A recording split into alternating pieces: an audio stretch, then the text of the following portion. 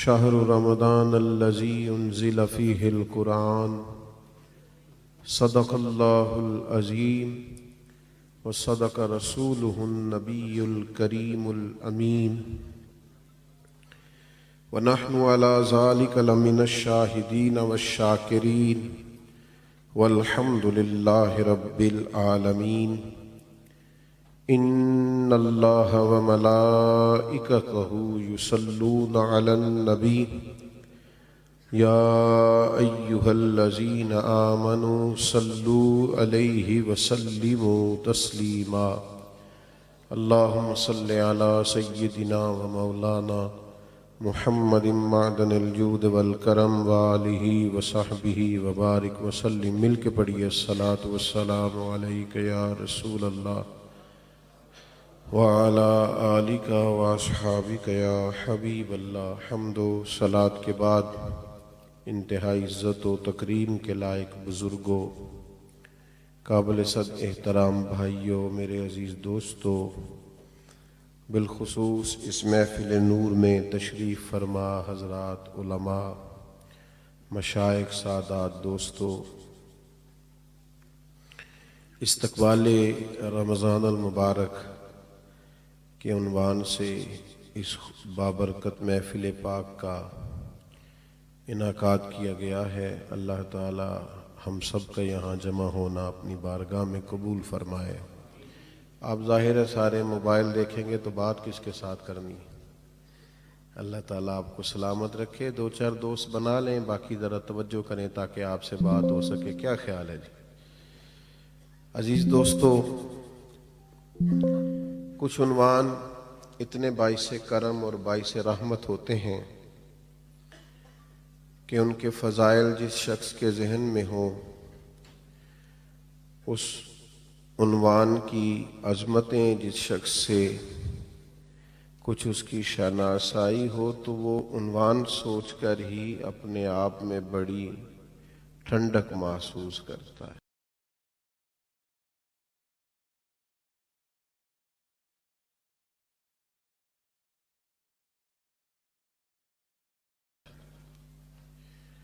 آپ غور فرمائیں، کسی محفل پاک میں جب کوئی شخص حاضر ہوتا ہے، میری طرح کا کوئی، تو کچھ دوست استقبال کرتے ہیں، کہتے ہیں یہ فلاں صاحب آئے ہیں، فلاں عنوان پر بات کریں گے، اس کو استقبالیہ بھی کہتے ہیں۔ کچھ عنوانات سے اسے یاد کیا جاتا ہے، لیکن کوئی عالم، کوئی نقیب، کوئی خطیب، کوئی میزبان دعوت دیتا ہے، کسی کے آنے سے پہلے اس کے بارے میں خیر کے کلمات کہتا ہے۔ رمضان المبارک وہ مقدس مہینہ ہے۔ حضرت سلمان فارسی رضی اللہ تعالیٰ عنہ بیان فرماتے ہیں کہ اس ماہ مبارک کے آنے سے پہلے اللہ کے پیارے حبیب صلی اللہ تعالیٰ علیہ وسلم نے اس کی شان میں خطبہ ارشاد فرمایا۔ آپ اس کی غیر معمولی عظمت کو دیکھیے کہ حضور اس کے لیے خطبہ باقاعدہ شعبان کے آخری دن حضور نے خطبہ ارشاد فرمایا، رمضان شریف کے فضائل بیان فرمائے، گویا ذہن سازی فرمائی لوگوں کی کہ تمہارے پاس ایک بابرکت، ایک عظمت والا، شان والا، بلندی والا مہینہ سایہ فگن ہو رہا۔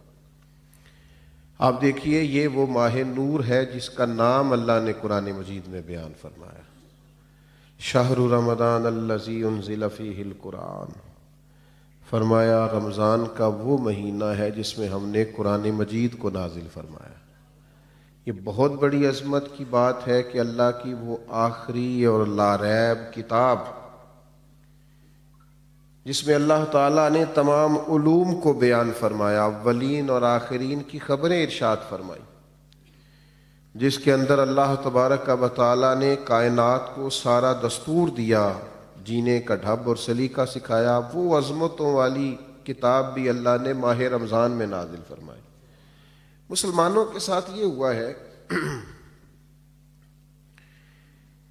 کہ جن چیزوں سے ان کی بہت شناسائی ہو گئی ہے اور جن کی فضیلتیں عام بیان کی جاتی ہیں اور ہر سال ہی عنوان رہتی ہیں، وہ محسوس کرتے ہیں یہ بات تو پچھلے سال بھی مولانا نے بتائی تھی، یہ تو پچھلے سال بھی ہمارے سامنے بیان ہوا تھا۔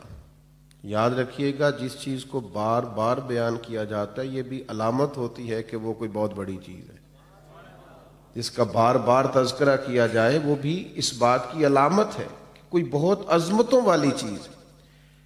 دیکھیے، کسی جگہ سے کسی شخص کو پرافٹ ملتا ہو، نفع آتا ہو، تو لوگ دوڑ کے نہیں جاتے، بلکہ ہمارے ملک میں تو رواج ہے کہ کوئی ایک کاروبار چل جائے سارے وہی شروع کر لیتے ہیں۔ یہ کچھ سال پہلے نا سی این جی اسٹیشن وہ چل گئے تھے تو کلومیٹر کے فاصلے پہ سی این جی اسٹیشن کھول گئے تھے۔ کوئی ایک کام چل جائے، پتہ چل جائے اس میں نفع ہے تو سارے شروع نہیں کر لیتے۔ بھائی، اگر کسی شخص کو پتہ چلے کہ فلاں چیز کے اندر بڑا نفع ہے، بڑی برکت ہے، سارے وہی سٹارٹ کر لیتے ہیں۔ تو اگر کسی کو پتہ چل جائے نا کبھی کہ رمضان میں کتنی برکت ہے، تو یہ میں نہیں کہتا، یہ ذرا نبی رحمت علیہ السلام کا ارشاد سنیے گا اور ذرا اسے سمجھیے گا، اس پر غور کیجیے۔ یعنی رمضان کی ساری فضیلتیں حضور نے خود بیان فرمائی۔ یہ بھی بیان فرمایا کہ رمضان میں اللہ نفل کا ثواب فرض کے برابر دیتا ہے اور فرض کا ثواب 70 گنا بڑھا دیتا ہے۔ نبی پاک علیہ السلام نے یہ بھی فرمایا کہ جو ایمان اور احتساب کی نیت سے اس ماہ مبارک میں قیام کرے گا اس کو اللہ تعالیٰ بڑی فضیلت دے گا کہ اس کے پچھلے سارے گناہ معاف کر دیے جائیں گے۔ یہ ساری شانیں بیان کرنے کے بعد جو ایک جملہ حضور نے ہمارے ذہنوں میں چھوڑا ہے نا، جو ایک بات، اس کو سمجھیں، اس پر غور کریں۔ ساری عظمتیں بیان کرنے کے بعد محبوب فرماتے ہیں اگر تمہیں پتہ چل جائے نا، یعنی تمہیں بتا دیا ہے، سمجھا دیا ہے، لیکن ابھی بھی اس کی اتنی عظمتیں، اتنی بلندیاں، اتنی رفتیں ہیں کہ اگر تمہیں پتہ چل جائے رمضان میں آ کر برکت ہے کتنی، عظمت ہے کتنی، اگر تمہیں پتہ چل جائے تو فرمایا تمہارا دل چاہے گا کہ سارا سال رمضان ہی رہے، کوئی اور مہینہ آئے نہ۔ صرف یہ آپ اس بات کو سمجھیں۔ ہمارے ہاں نا ایک تو فضیلت روز سنتے ہیں تو کچھ بعض اوقات اللہ معاف کرے کمزوری آ جاتی ہے، دوسرا یہ کہ چونکہ ہر چیز کمرشل ہو گئی ہے، ہر چیز، تو رمضان میں بھی لوگ دیکھتے ہیں کہ کون سا نیا کاروبار کس طرح چلانا ہے اور کون سی چیز کتنی مہنگی کرنی ہے اور کس معاملے میں اب ذرا ہم نے تھوڑی سی تیزی دکھانی ہے۔ خدا کے بندو، یہ تو عبادت کا مہینہ ہے، تو اللہ کو راضی کرنے کا مہینہ ہے۔ آپ یہاں بھی دیکھ رہے ہیں کہ اب مثلا کون سی چیز زیادہ بکے گی تو وہ میں پہلے سے سٹارٹ کر لوں گا تو کیا بنے گا، اور رمضان میں وہ میں کیسے بیچ سکتا ہوں اور کیا خرید سکتا ہوں۔ جہاں آسانی کرنی چاہیے تھی وہاں بھی لوگ سمجھ سے بالا تر کام کرنا شروع کر دیتے۔ تو اس ماہ مقدس میں، اس ماہ نور و سرور میں تو زیادہ سے زیادہ عبادت کرنی تھی اور اللہ کے بندوں کو آسانی دینی تھی، لیکن لوگ توجہ ہی نہیں کرتے، غور ہی نہیں کرتے۔ تیسری بات جو اس ماہ مقدس میں ہمیں بڑی سمجھنی چاہیے، ایک تو فضائل پر غور کرنا چاہیے، دوسرا اس کو کسی صورت بھی کمرشل نہیں بنانا چاہیے کہ اب بھلا میں اس میں کیا کما سکتا ہوں، کیا لے سکتا ہوں، کیا پرافٹ آ سکتا ہے۔ یہ معاملہ تھوڑا سا نا تکلیف کا باعث بنتا ہے۔ بعض اوقات آزمائش ہوتی ہے کہ یار ہم ہر چیز کوئی اب اس طرح کا بنا لیں گے۔ تیسری بات بنیادی رمضان شریف میں جس سے پالا پڑتا ہے اور جو سمجھنے کے لائق ہے، رمضان میں آخرت کی تیاری کرنا زیادہ ضروری ہے۔ یہ ایک خاص بات ہے جو ہمارے اندر عام ہو گئی ہے، اس پر آپ نے توجہ کرنی ہے۔ رمضان میں آخرت کی تیاری کرنی، اور ہر عشرے کی اپنی فضیلت ہے، آخری عشرے میں سب سے زیادہ آخرت کی تیاری کرنی۔ ہم نے رمضان میں آخرت کی تیاری کرنی تھی، ہم سارا رمضان عید کی تیاری کرتے رہتے ہیں۔ کئی دن گزر جاتے ہیں بازاروں میں کپڑے خریدتے، پھر کئی دن گزر جاتے ہیں ڈیزائن پسند کرتے کہ سلوانا کون سا ہے، پھر یہ کہ 3 دفعہ گیا جوتا لینے۔ آپ نے سارا رمضان عید کی تیاری پہ لگا دی۔ ضرور نئے کپڑے خریدیں، ضرور نئے جوتے خریدیں، ضرور آپ اجلا لباس پہنیں، لیکن رمضان تو آخرت کی تیاری کے لیے۔ اگر آپ کا سارا وقت بازار میں گزر گیا تو آپ نے اس سے کیا حاصل کیا؟ چاہیے تو یہ تھا کہ کپڑے یہ رمضان سے پہلے خرید لیے جاتے، سلوا لیے جاتے۔ اب تو موسم کا بھی پتہ چل جاتا ہے کن دنوں میں کیسا ہوگا۔ اب تو یہ بھی کسی حد تک آسانیاں ہیں. رمضان المبارک سے پہلے سارے لین دین کر لیے جاتے. بزرگوں کی، صحابہ کی ایک بڑی تعداد تھی جو مہینہ مسجد میں گزارتے تھے رمضان. کہتے تھے وقت ضائع نہیں کرنا، پتہ نہیں دوبارہ ہاتھ آئے کہ نہ آئے، اس کو ضائع نہیں کرنا. تو میرے بھائی ان تین چیزوں پر سب سے زیادہ سب سے پہلے اہمیت دیں کہ جو فضائل ہیں ان کو ذہن میں بٹھائیں کہ شان کتنی. دوسرا کوئی کمرشل، میں بعض اوقات بڑی تکلیف محسوس کرتا ہوں جب میں اپنے حج اور عمروں کو کمرشل بنا ہوا دیکھتا ہوں نا، تو میں سوچتا ہوں کہ کن کن چیزوں کی ہم نے دکانیں ڈالنی. ضرور آپ اس سے جس حد تک ہو سکے آپ کام کریں، لیکن یہ کہ آپ نے ہر چیز کو بیچنا خریدنا شروع کر دیا ہے.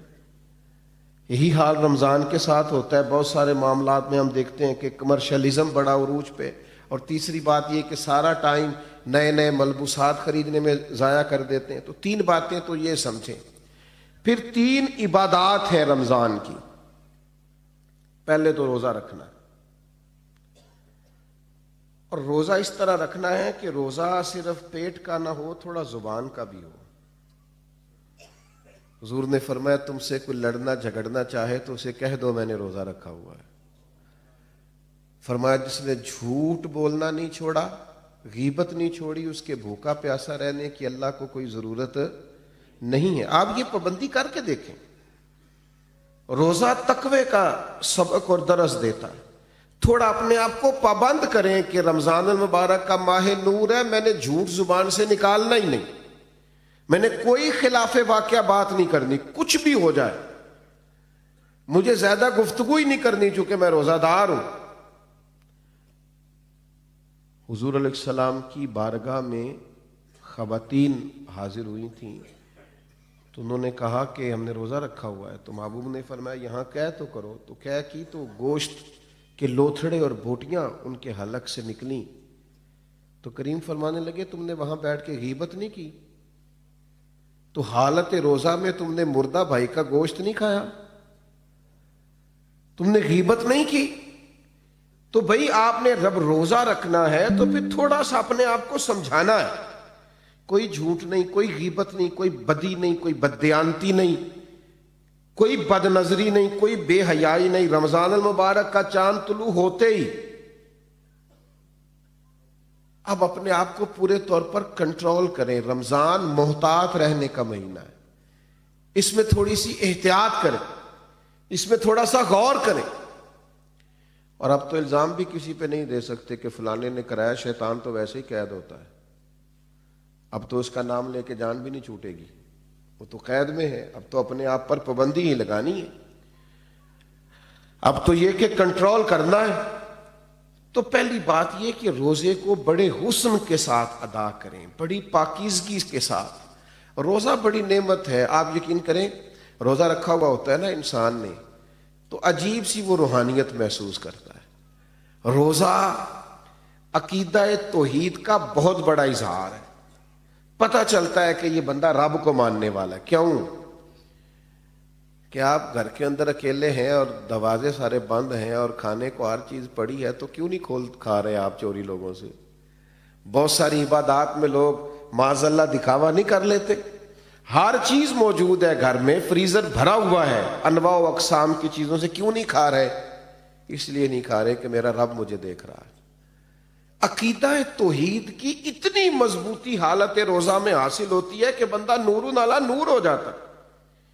تو یہ ایک بہت بڑی پریکٹس ہے رمضان المبارک کے اندر کہ پھر انسان اپنی مجموعی زندگی میں اسے لاگو کرے کہ مجھے صرف کیمرے کی آنکھ نہیں دیکھ رہی، مجھے وہ رب دیکھ رہا ہے جسے نہ اونگ آتی ہے نہ نیند آتی.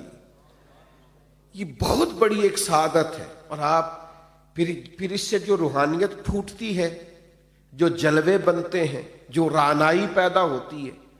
حضور علیہ السلام نے فرمایا رب کو تو روزہ دار کے منہ سے جو خوشبو آتی ہے وہی بڑی پیاری لگتی. اللہ کو پسند بڑی وہ جو تیرے منہ سے بو آتی، خوشبو آتی، وہ اللہ کو محبوب ہے. تو روحانیت کے ساتھ روزہ رکھا جائے.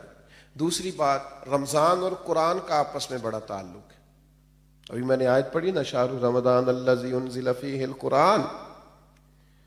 رمضان اور قرآن کا آپس میں بڑا گہرا رشتہ ہے۔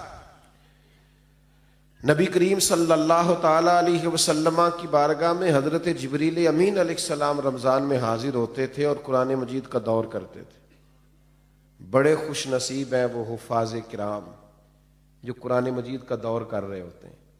نبی کریم حضرت جبریل امین کو قرآن مجید سناتے، پھر حضرت جبریل امین حضور کو قرآن مجید سناتے۔ یہ مسجدوں میں جب حفاظ، قراء، آئمہ یہ بیٹھ کر قرآن مجید پڑھ رہے ہوتے ہیں تو یہ ان جلووں کی یاد تازہ کرتے ہیں جو جلوے محبوب نے دکھائے اور حضرت جبریل امین کے ساتھ دور فرمایا۔ رمضان المبارک میں خوب قرآن مجید پڑھیں اور قرآن مجید سے جڑ جائیں اور قرآن مجید کی لذت پیدا کریں۔ دیکھیں اللہ کا فضل ہے امت پر، یہ کبھی نہیں ہو سکتا کہ کہیں مسجد موجود ہو اور حافظ موجود نہ ہو۔ یہ تو ہو سکتا ہے کہ کسی حافظ کو مسجد نہ ملے اور وہ رہ جائے، اس دفعہ قرآن مجید نہیں سنا سکا۔ یہ نہیں ہو سکتا کہ کسی مسجد والوں کو حافظ نہیں ملا اور وہ قرآن مجید نہیں سن سکے۔ یہ ممکن ہے۔ لوگ کہتے ہیں علماء کیا کر رہے ہیں، تو میں نے کہا ہے رمضان دیکھ لو نا کیا کر رہے ہیں۔ ہمارے مدارس نے اللہ کے فضل سے اتنے حفاظ بنا دیے کہ اب ہر معاملے میں آپ کو کہیں کمی نظر آ سکتی ہے، یہاں نہیں آئے گی اللہ کے فضل سے۔ نہ کبھی آپ یہ کہیں گے کہ آج مسجد میں جمعہ نہیں ہوا چونکہ جمعہ پڑھانے والا کوئی نہیں تھا۔ یہ اللہ نے امت پر فضل فرمایا، اہلیان پاکستان پر فضل فرمایا۔ تو قرآن مجید کے حافظ بھی ہیں، قاری بھی ہیں، عالم بھی ہیں، ترجمہ کرنے والے، تفسیر کرنے والے بھی موجود ہیں۔ اب ضرورت ان لوگوں کی ہے جو قرآن مجید سے محبت کریں۔ محفلوں میں رک کے آتے ہیں نا، فلانی نعت سناؤ نعت خاں کو، بڑی اچھی بات ہے، بھیجا کریں، لیکن کبھی کبھی نا یہ بھی رکا بھیجا کریں کہ دل بڑا کر رہا ہے سورہ رحمان سنائے۔ اب ہلکے ہلکے بولیں آپ، اور کچھ نے تو صرف گھورا ہی ہے مجھے۔ بھائی رکا آتا ہے نا جی فلانی نعت بڑی پسند ہے، تو بھائی ایک رکا لکھ کے بھیجو نا، جناب سورہ ملک بڑی پسند ہے ذرا سنائی جائے۔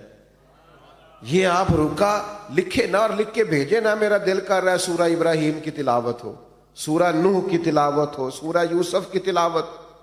یہ بھی ذوق پیدا کریں، یہ بھی اپنے دل میں لائیں چیز۔ ہمارے ملک میں نا ایک رواج بن گیا ہے، ہر چیز کو مشکوک کر دو، شک پیدا کر دو، اور نہیں جی نہیں اس کے بغیر بھی گزارا ہو سکتا ہے، اور نہیں جی نہیں یہ کوئی فرض واجب نہیں ہے، اور نہیں جی یہ ضروری نہیں ہے۔ مزاج بن گیا۔ اور پھر اس طرح کے لوگ چونکہ انوکھی بات کرتے ہیں، یہ ہٹ کے بات کرتے ہیں، تو دل کو بڑی اچھی لگتی ہے، نفس بڑی جلدی قبول کرتا ہے۔ لوگ کہتے ہیں وہ فلاں مولانا اتنا پڑھا لکھا ہے، وہ کہہ رہا تھا کہ کوئی ضروری نہیں۔ کچھ سالوں سے نا ہمارے ملک میں تراویح کے خلاف بھی بڑا پراپوگنڈا ہوتا ہے اور بڑا جم کے ہوتا ہے۔ وہ جی فرض نہیں جی واجب نہیں، کس نے کہا ہے کہ فرض واجب ہے؟ لیکن سنت تو ہے نا، عبادت تو ہے نا۔ کیا جناب فاروق اعظم رضی اللہ تعالیٰ عنہ نے باقاعدہ جماعت نہیں کروائی؟ کیا نبی کریم علیہ السلام نے خود تشریف لا کر کے تراویح کی نماز نہیں پڑھائی؟ ہر چیز کو مشکوک بنا دینا۔ لوگ جڑے ہوئے ہیں، اللہ کے فضل سے آتے ہیں، اور سال میں ایک موقع بنتا ہے جب سنانے والے قرآن مجید سنا لیتے اور سننے والے سن لیتے۔ میں نے بوڑھے بزرگ دیکھے اپنی زندگی میں کہ ان کو دعوت دے رہا ہے کچھ شخص اور کہہ رہا ہے آج افطار میرے ساتھ کر لیں، تو وہ کہنے لگے یار میں نے نا قرآن مجید اپنی مسجد میں سننا شروع کیا ہوا ہے اور میرا آج 23واں پارہ میرا دل نہیں کر رہا، تو میں ذرا مکمل کر لوں، 27 پہ ختم ہو جائے گا تو پھر میں آ جاؤں گا۔ یار کتنا مزہ آتا ہے یہ باتیں سن کے، کتنا ذائقہ آتا ہے کہ قرآن مجید سے بندہ جڑا ہوا ہے، اس کی ترتیب چل رہی ہے۔ اور اب تو میں ایسے دوستوں کو بھی جانتا ہوں کہ جو رات کو وہ ترجمے کے ساتھ ایک پارہ دیکھتے ہیں جو انہوں نے اگلی رات سننا ہوتا ہے، وہ دن بھر کہیں اس کا مطالعہ کرتے رہتے ہیں کہ پھر کچھ نہ کچھ شناسائی ہو جائے گی، رات کو سنیں گے تو مزہ دوبالا ہو جائے گا۔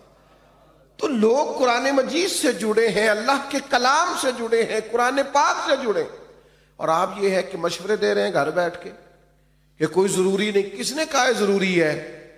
لیکن کیا تم نے وہ محبوب کی حدیث نہیں سنی، نہیں پڑھی کہ محبوب علیہ السلام نے فرمایا رمضان اور قرآن دونوں اللہ کی بارگاہ میں بندے کی سفارش کریں گے۔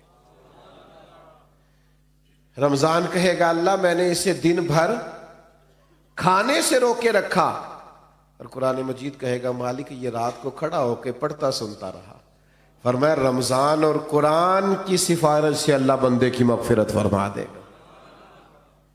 قرآن مجید سے تعلق بنائے۔ اور یہ رات کا قیام ہے، آپ کی میں بات نہیں کرتا، میرا ویسے ہلکا سا تجربہ یہی ہے کہ مل کے جماعت کے ساتھ کام ہو جائے تو ہو جائے، تنہا ڈیوٹی لگائی جائے نا۔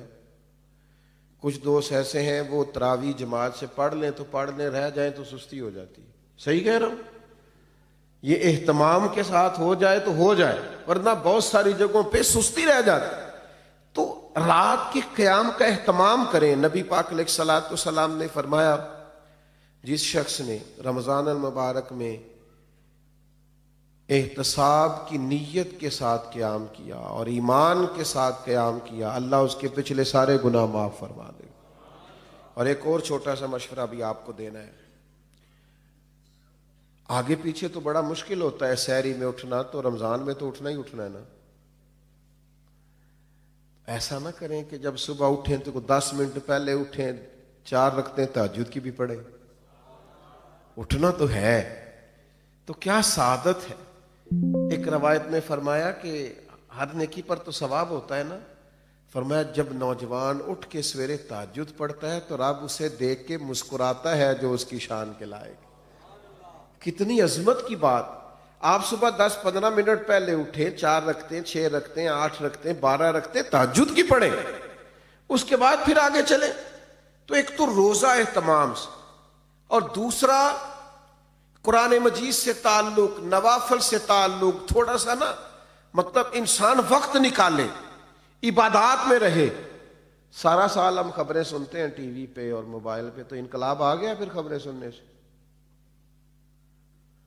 اگر کہ ملک تبصروں سے ٹھیک ہوتا نا تو سب سے پہلے پاکستان ٹھیک ہونا تھا، اس لیے کہ جتنے تبصرے ہمارے ملک میں ہوتے ہیں کسی اور جگہ بڑے تبصرے، ہر آدمی کی جیب میں موبائل ہے اور ہر بندہ ہی صحافی ہے، ہر ایک کے پاس یہ اندر کی خبر ہے اور سارے تبصرے کر رہے ہیں۔ میرے بھائی 1 مہینہ تبصرے رہنے دو، میری تو مانو تو خبریں بھی رہنے دو۔ آپ 1 مہینہ اپنے آپ کو قرآن مجید سے جوڑو، آپ کوشش کرو خوب توجہ کے ساتھ اللہ کی عبادت۔ اور ایک تیسری عبادت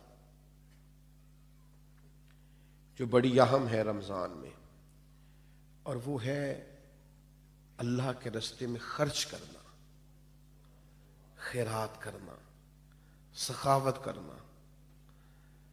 یہ سخاوت صرف امیر آدمی کی ڈیوٹی نہیں، غریب ذرا زیادہ غور سے سنیں کیا کہہ رہا ہوں۔ نبی پاک علیہ السلام نے فرمایا تم ایک کھجور اللہ کے راستے میں دیتے ہو نا، 1 کھجور، پھر سنو کیا عرض کر رہا ہوں، 1 کھجور تم اللہ کے راستے، کیا مثلا قیمت ہے آج 1 کھجور کی، اور ہمارے ہاں کیا حیثیت ہے؟ فرمایا 1 کھجور جب تم اخلاص کے ساتھ اللہ کے راستے میں دیتے ہو، اللہ تبارک و تعالیٰ اسے قبول فرما کے اپنے سیدھے دستے مبارک میں لیتا ہے جو اس کی شان کے لائق ہے۔ اور فرمایا تمہاری اس 1 کھجور کی اللہ نشو و نما کرتا ہے، اسے پالتا ہے، بڑا کرتا ہے۔ فرمایا وہ 1 کھجور اللہ تعالیٰ پہاڑ کے برابر کر دیتا ہے۔ اور ایک یہاں تو 1 کھجور کی بات ہے نا، ایک حدیث میں حضور نے فرمایا دوزخ سے بچ جاؤ، چاہے کھجور کا 1 ٹکڑا صدقہ کر کے بچ جاؤ، لیکن دوزخ سے بچ جاؤ۔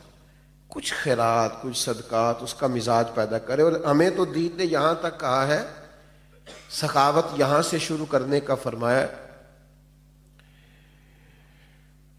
کہ گوشت بناؤ تو شوربہ زیادہ کر لیا کرو، پڑوسیوں کو بھی شامل کر لو۔ نبی کریم علیہ السلام نے فرمایا شوربہ ذرا زیادہ کر لو اور پڑوسیوں کو شامل کر لو۔ کچھ لوگ سخاوت کا مزاج نہیں رکھتے، وہ کہتے ہیں میں خود بڑا غریب ہوں۔ او بھائی بانٹنے کا مزاج تو بنائے، اللہ عطا بھی کرے گا۔ 2 آدمیوں کا کھانا 3 آدمی کھا سکتے ہیں، 3 کا 4 آدمی کھا سکتے ہیں۔ ہم نے دیہاتوں میں وہ بزرگ بھی دیکھے جو صرف اپنی پکی ہوئی افطار لے کے مسجد میں چلے جاتے تھے، کہتے تھے شاید کو مسافر بھی آ جائے تو میں شامل کر لوں گا۔ صرف اپنے لیے جو افطار کا سامان تھا اسی کو ذرا بڑھا کے لے جاتے کہ مسجد میں جا کے کھولتا ہوں روزہ، شاید وہاں مجھے کوئی مسافر مل جائے۔ سخاوت مال سے ہوتی نہیں،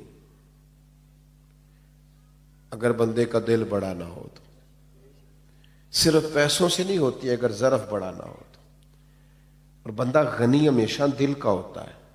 کتب حدیث میں پورا باب ہے کہ بندہ دل کا غنی ہوتا ہے۔ اس لیے درویش نے کہا تھا مالاں والے سخی نہیں ہوندے تے سخیاں کول مال نہیں ہوندا، مالاں والے سخی نہیں ہوندے تے سخیاں کول مال نہیں ہوندا، ہاں ایتھے اوتھے دوویں جہانی سخی کنگال نہیں ہوندا۔ یہ مت سمجھنا پھر اس کے پاس ہوتا کچھ نہیں، وہ کرتا سخاوت ہے، پر کیا بات، وہ کنگال نہیں ہو سکتا، ہر وقت اس کی جیب بھری رہتی۔ میرے بھائی خوب سخاوت کریں۔ نبی پاک علیہ السلام نے فرمایا کسی کو روزہ افطار کراؤ، جتنا ثواب اسے رکھنے کا ملے گا اتنا تمہیں افطار کرانے کا ملے گا۔ اور فرمایا یہ تو اس کے لیے بیان کیا جو صرف ایک گھونٹ پانی سے یا ایک کھجور سے افطار کرائے، جو پیٹ بھر کے کھلائے اس کا تو اجر وراء الورا ہے۔ نبی پاک علیہ السلام کی سخاوت رمضان میں بڑھ جاتی تھی، حضور قیدیوں کو رہا کرتے، بانٹتے، زیادہ سے زیادہ دیتے اللہ کے راستے میں۔ لیکن ہمارے ہاں سیاسی افطاریاں ہوتی ہیں، سیاسی، یعنی اپنے اپنے تعلق والوں کو بلایا کسی وی آئی پی جگہ پہ، اور وہاں جناب بہترین اچھے کھانے بوفے شوفے لگائے، تو جو غریب بیچارے جن کا حق بنتا تھا، جن کے لیے ضرورت، وہ مجھے بچے کہنے لگے ہم روز دسترخوان لگاتے ہیں، بڑے لمبے خرچے ہیں۔ تو میں نے کہا بتاؤ کبھی کوئی امیر بھی آ کے بیٹھا ہے تمہارے دسترخوان پہ؟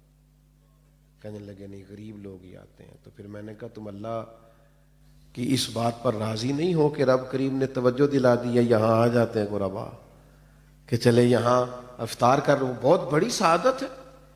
بہت سارے لوگ ایسے ہیں جن کو ضرورت ہوتی ہے، لیکن ہمارا مزاج یہ ہوتا ہے کہ ہم اس کو بھی نا، رمضان کی افطاریاں بھی ان کو بھی دنیا داری بنا لیتے ہیں، ووٹ پکے کرنے کے لیے، تعلقات پکے کرنے کے لیے، گاہک اور سیلز مین پکے کرنے کے لیے، اسی میں اس کو بھی لگا دیتے ہیں۔ کچھ کام جنت پکی کرنے کے لیے بھی کر لینے چاہیے۔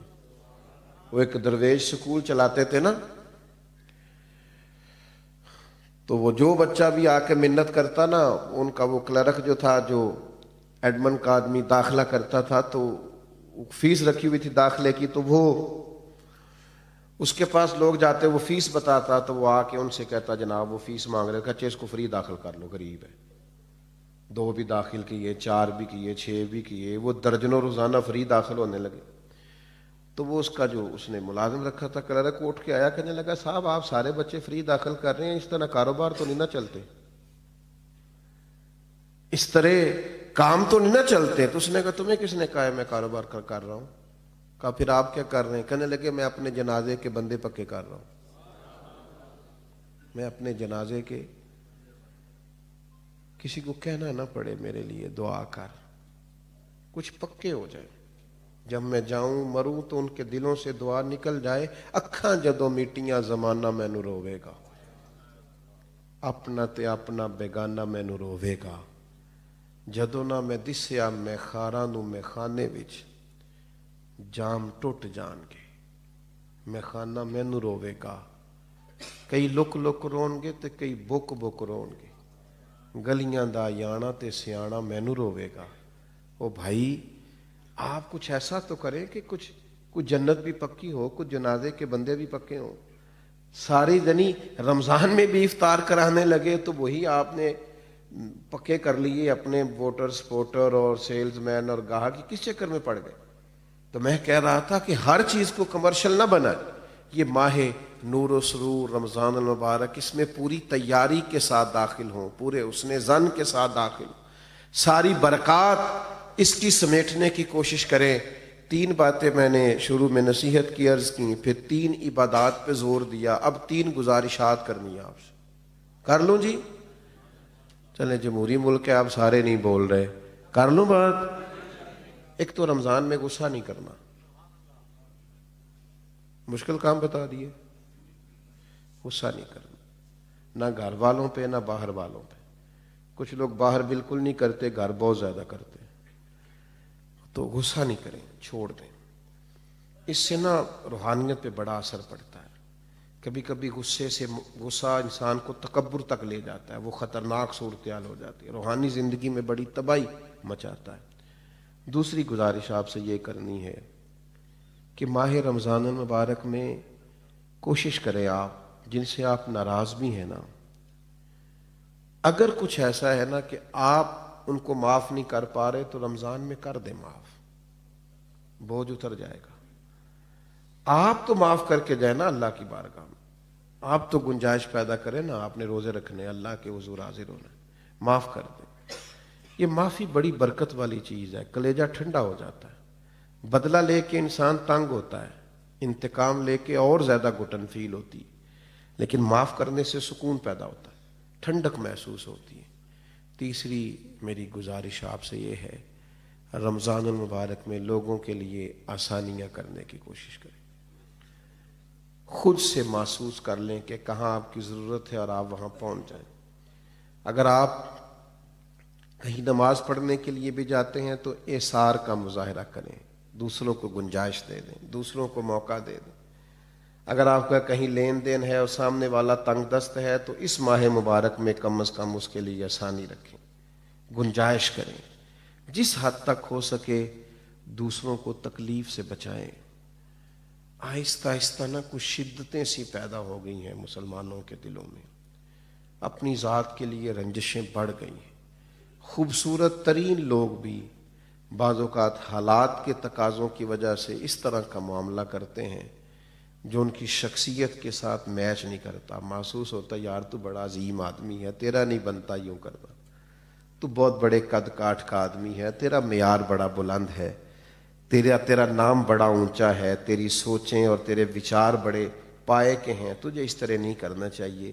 رمضان شریف بہت بڑی تربیت کا ماہ مبارک، کوشش فرمائیں اس میں کہ آپ درگزر سے کام لیں، آپ آسانی کریں، آپ کوشش کریں کہ کسی شخص پر بوجھ نہ بنے۔ میں تراویح پڑھنے کے لیے لوگ آیا کرتے تھے تو ایک دفعہ حافظ صاحب سے نا کچھ ان کو مشابہ زیادہ لگے سنانے میں، تو ایک دوست کہنے لگے کہ میں نے ان سے بات کرنی ہے۔ میں نے کہا آج نہ کرنا۔ کہنے لگے کیا مطلب؟ میں نے کہا آج آپ نے بات نہیں کرنی، اس لیے کہ وہ پہلے خود بڑے ڈسٹرب ہیں، وہ جو زیادہ لگے ہیں نا ان کو درمیان میں جا کے، وہ پچھلوں کی انہوں نے ٹینشن لی ہے کہ میں تو اتنا یاد کیتا سی یہ کی بڑے ہیں، تو آپ کو نہیں پتا تو بوجھ کیوں بنے ہم کسی کی طبیعت پہ۔ تو آج نہ سارے ان کو شاباش دے کے گزر جاتے ہیں، تو کل بات کریں گے، تو اللہ نے فضل کیا کل ایسا ہوا ہی کچھ نہیں۔ تو ہم بعض اوقات اتنا پریشرائز کر دیتے ہیں بعض چیزوں کو کہ جب کوئی بندہ پریشر میں آ کے کوئی کام کرتا ہے تو صحیح بھی کرنا ہونا تو اسے غلط ہو جاتا ہے۔ تو تھوڑی گنجائش دینی ہے، لوگوں کے لیے آسانی کرنی ہے، کہیں بس اسٹاپ پہ، کہیں خریداری کے لیے جائیں، کسی جگہ بھی تھوڑی گنجائش دیں کہ جناب آپ پہلے کر لیں، میں انشاءاللہ کر لوں گا، میرے پاس وقت ہے، ٹائم ہے۔ تھوڑا سا حوصلہ بڑا کر کے جئیں، جینے میں مزہ آئے گا، لطف اور سرور حاصل ہوگا۔ یہ بڑی خوبصورت بزم سجائی گئی اور پھر اتنے خوبصورت عنوان پر کہ ہم نے رمضان المبارک کے تعلق سے کچھ باتیں کی۔ اللہ تعالیٰ اس خیر سے ہمیں بہت زیادہ حصہ نصیب فرمائے۔ اللہم صلی علی سیدنا و مولانا محمد معدن الجود والکرم وآلہ وبارک وسلم۔ اللہ ہمارا مل بیٹھنا اپنی بارگاہ میں قبول فرما۔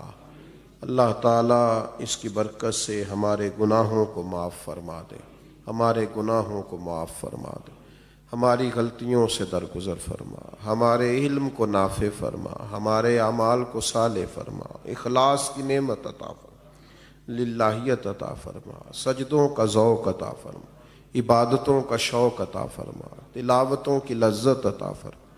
اللہ تعالیٰ بیماروں کو شفا عطا کر دے، مقروضوں کو قرض کے بوجھ سے رہا کر دے، تنگ دستوں کے رزق میں وسعت پیدا فرما دے۔ کریم مالک، جن دوستوں نے یہ بزم سجائی ہے انہیں بہترین صلہ عطا فرما۔ قرب و جوار سے یا دور دراز سے جتنے بھی دوست تشریف لائے، اللہ تعالیٰ سب کو اپنی بارگاہ رحمت سے جزائے خیر عطا فرما، اجر عظیم عطا فرما، امت کی خیر فرما، عالم اسلام کی خیر فرما۔ پاکستان پر اپنا فضل فرما۔ اللہم انا نسألک العفو والعافیۃ فی الدین والدنیا والآخرہ، رب اغفر وارحم وانت خیر الراحمین، وصلی اللہ تعالی علی حبیبہ سیدنا محمد۔